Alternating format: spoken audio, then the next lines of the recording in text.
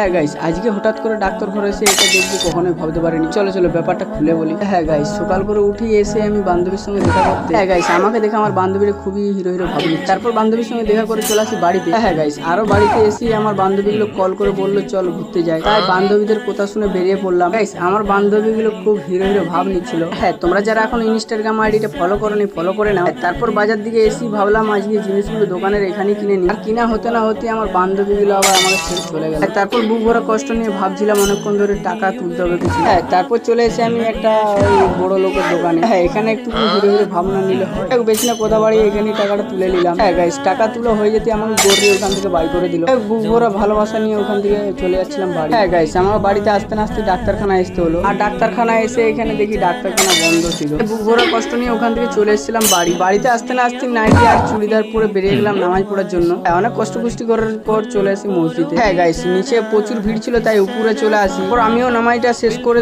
ভাবছিলাম বাড়ি চলে যাব। তারপর ফাঁকাতে বেরোতে না বেরোতে দেখি আজকে প্রচুর লোক নামাজ পড়তে এসেছিল। ফালতু মিনি ব্লগটা দেখার জন্য অনেক অনেক অনেক ধন্যবাদ তোমাদেরকে।